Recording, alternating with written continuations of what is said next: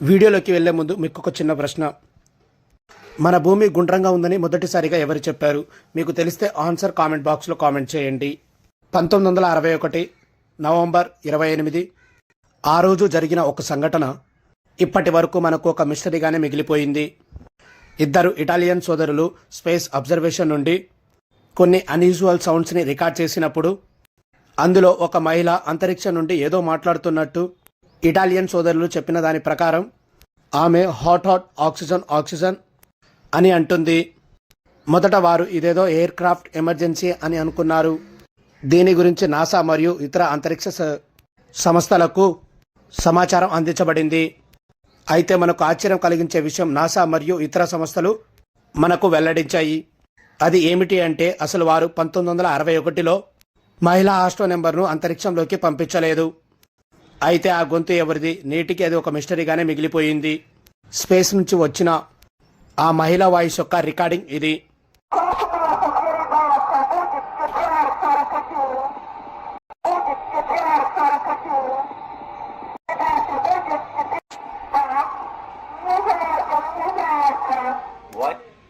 Voyager 1 ఇది అంతరిక్షాన్ని ఎక్కువ దూరం కవర్ చేసిన ఉపగ్రహం. అయితే ఉపగ్రహం మన సౌర వ్యవస్థను దాటినప్పుడు హమ్ అనే ఒక వింత శబ్దాన్ని రికార్డింగ్ చేసింది. శాస్త్రవేత్తల ప్రకారం ఈ సౌండ్ ప్లాస్మా అంటే అయనైజ్డ్ గ్యాస్ వల్ల ఏర్పడతాయని పేర్కొన్నారు. అయితే దాని వెనుక ఉన్న సైన్స్ ఏంటో ఇంకా తెలియదు. ఇది మన సోలార్ సిస్టమ్ ఔటర్ ఏరియాలో రికార్డ్ చేయబడిన సౌండ్.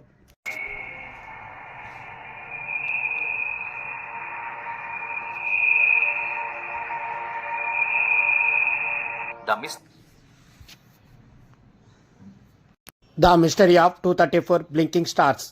2016లో కెనేడియన్ ఆస్ట్రోనామర్ మన మిల్కీవేలో ఒక భయంకరమైన దృశ్యాన్ని చూశాడు.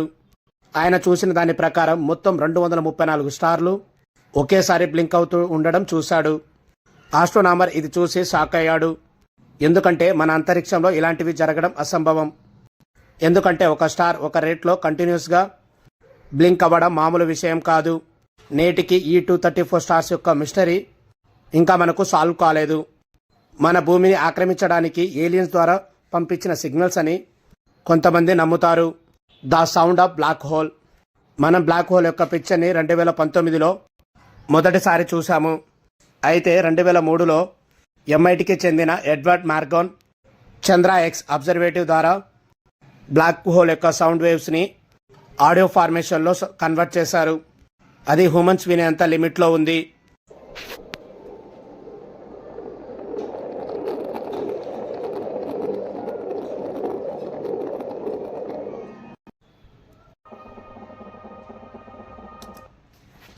Linear breast. 2007లో శాస్త్రవేత్తల బృందం 6 ఏళ్ల స్పేస్ రికార్డ్ని డీప్గా స్టడీ చేసింది. వాళ్ళకి ఆశ్చర్యాన్ని కలగజేసే రిజల్ట్ వచ్చింది. వాళ్ళ అబ్జర్వేషన్లో రేడియో వేరియేషన్ కంటిన్యూస్గా ఒక ప్రాంతం నుంచి వస్తున్నాయని కనుగొన్నారు. మరియు ఈ సిగ్నల్స్ మన భూమి నుండి 5 బిలియన్స్ లైట్ ఇయర్స్ దూరంలో ఉన్నాయి.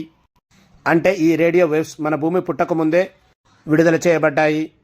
ఇప్పుడు మనం వాటిని రిసీవ్ చేసుకుంటున్నాం. అయితే అత్యంతకరమైన ఆశ్చర్యకరించే విషయం ఏమిటి అంటే ఈ రేడియో తరంగాలు ఎక్కడి నుంచి వస్తున్నాయో అక్కడ ప్లానెట్ కానీ స్టార్ కానీ లేవు. ఆ స్థలం మొత్తం ఖాళీగా ఉంది. ఇప్పటి వరకు మన సైంటిస్టులు ఆ వేవ్స్ ఎలా వస్తాయని చెప్పేసి కనుక్కోలేకపోయారు. ఇది మనకు ఇప్పటికీ ఒక మిస్టరీగానే మిగిలిపోయింది. 2002లో స్పేసెస్ ఎయిర్ క్రాఫ్ట్ ఒక మిషన్ సమయంలో శాటిలైట్ పక్క నుంచి వెళ్తున్నప్పుడు శాటన్ యొక్క సౌండ్స్ని రికార్డ్ చేసింది. ఈ వింత శబ్దాలు మ్యాగ్నెటిక్ ఫీల్డ్ కారణం ద్వారా వస్తాయని మనకు సైంటిస్టులు చెప్తున్నారు. అయితే దీని వెనుక ఉన్న అసలు సైన్స్ ఇప్పటికీ తెలియదు. స్పేస్ X ద్వారా రికార్డ్ చేయబడిన సౌండ్ ఇదే.